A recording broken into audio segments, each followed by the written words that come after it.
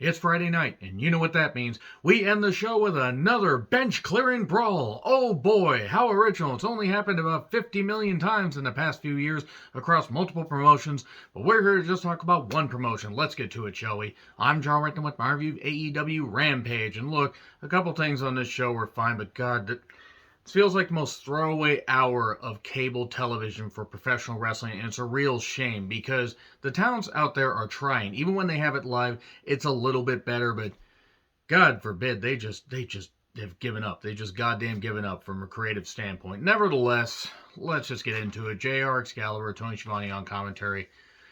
Darby is out there. He sends Sting to the back, and even though Cole Carter has Nick Comoroto in his corner, Darby has a bat and hits Comoroto with it about 18 times. And then that's it. And then takes on Cole Carter, all because Cole Carter impersonated Sting and caused Darby to lose a match to Jay Lethal. Now, okay, there are worse reasons to have a match, but honestly, I actually forgot that this happened.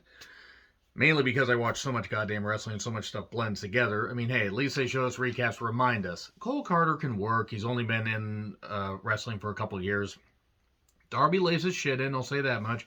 Does a hell of a dive. This is alright, and Cole focuses on Darby, beats him down, but eventually gets hit with the coffin drop. 1, 2, 3. There you go. And then Renee is with Keith Lee, and suddenly Shane Taylor of Ring of Honor shows up. They apparently have history. I didn't know this, mainly because I can't pay attention to every single thing, but good on them. They're revisiting this. Also, Ring of Honor Final Battle is happening on December 10th. If you didn't know that, don't worry. They're going to remind you about 18,000 times. It kind of makes sense, though, because they're trying to move tickets for it, they're trying to move pay-per-view buys, and also they're trying to get Ring of Honor a TV deal. Maybe if they can get Ring of Honor a TV deal, then we won't have crossover stuff, and they can focus on the AEW roster, and we can see what Ring of Honor can do on its own. But Khan owns it, and I understand why he's doing this. There's a guy named JD Griffey that apparently is going to team with Shane Taylor. I'm not knocking. I don't necessarily know JD Griffey. I've seen a little bit of Shane Taylor. And Swerve may have to team up with Keith Lee, or Keith Lee may have to go at it alone. I'm not really sure what's going on here. They're just throwing matches on the Final Battle card. And Reynolds and Silver are not done with Roosh and Co., particularly how 10 turned his back on the Dark Order. So then Renee's in the ring. She brings out the Acclaimed, and JR just mocking them. Hey, listen. The Acclaimed, they mock Jeff Jarrett, which is easy to do. And they mention they want to face the best tag team, a tag team that really wants their fair shot, and they're going to give them that shot. The crowd's chanting FTR. Here come the guns. And then Jarrett, Lethal, Dutt, and Giant Silva Jr. show up, and they argue. And then suddenly Billy said, "We were talking about the best," and FTR comes out, big pop. And then they get in the ring and handshake with them. If FTR's contracts are up in April or May of next year, Jesus Christ, at least put them on a double or nothing card. Give them a good send-off if they're not going to re-sign. Just best tag team in the goddamn world. And they have often been regulated to just they've been regulated to just relegated rather. I mean, they haven't even been regulated that often. Relegated to just doing, bullshit. And whenever they can get in the ring, they put on the best goddamn match. Even if they're in singles matches like Dax has been and they lose, still the best stuff, but whatever. So we then get a package on Hikaru Shida, the Bunny, and Penelope Ford. And apparently the Bunny has been rehabbing her neck for 6 months. I wasn't aware she had an injury.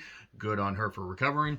Shida has some kind of championship from Japan. I don't know what the name is. I'm not familiar. Not knocking. Private Party with Matt took on Lethal and Jarrett with Dutt and Giant Silva Jr. Remember when Private Party could have meant something? Lethal injection out of a stroke. No, that's not some kind of medical condition. 1, 2, 3. There you go. Didn't really care about this match. Renee is with Saraya, defender of Abuserverse. Hey, how does it feel after your first match in over 5 years? It feels great. I feel great. What's next? We don't know. Then Athena beats the shit out of Danny Moe, gets in the rest face, gets rolled up, gets one kick, no-sells it, hits her again, beats her up, pins her, 1, 2, 3, and then throws her outside the ring, beats her up some more. Some referees get out there, including Aubrey, that Athena took a shot at, and then slams her knees into Danny Moe, who's right by the steps, and there you go. Athena's got an edge, and we thought we knew her. So then We get Juice Robinson suddenly challenging Samoa Joe for the Ring of Honor TV Championship of Final Battle. Okay. I guess they mentioned that Juice Robinson has signed with AEW. It sort of makes sense since Tony Storm's in AEW, and he has done, honestly, just about anything that he really can do in Japan except winning the big one, winning the G1 or winning the world title. If he feels that he's done everything and wants to go to AEW and still make shots in New Japan, fine. That's fine. Whatever. Bit of an out-of-nowhere match, but alright. Dynamite is, well, the Battle Royal entrants are Ricky Starks, Ethan Page, Captain Shawn Dean, Jungle Boy, OEO, and then we get Matt Hardy, Dalton Castle, Brian Cage, and more to be announced on social media. So then MJF talks, Hager and Garcia versus Claudio and Yuta. I don't think we're seeing William Regal on television again, for AEW at least. Jade, Layla Gray, and Red Velvet versus Madison Rayne, Sky Blue, and Kira Hogan. Acclaim versus FTR. Also, I bet Kira Hogan turns on Sky Blue and Madison and rejoins the baddies, and it was all a ruse. Or not, I don't care. Acclaim versus FTR for the AEW tag titles, and Darby challenges Joe for the TNT Championship, and there we go. And then we get QT versus Orange Cassidy, Lumberjack match for the All-Atlantic Championship. The former Kevin Thorne, Kevin Fatigue, or however you say it, the former Mordecai, hear him, fear him, was one of the Lumberjacks. Random, not complaining, glad the guy's getting work, but very random.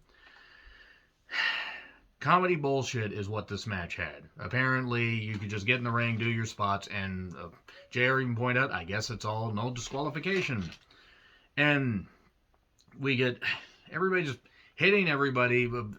JR is horny for Penelope Ford, is what I noted. There was a dive on everybody just before that.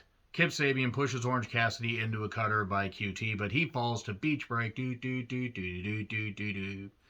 And then Sabian and Orange Cassidy brawl up to the stage while everybody brawls. And the House of Black shows up. I believe Brody King and Julia Hart were on the stage, while Malachi and Buddy just destroy everybody.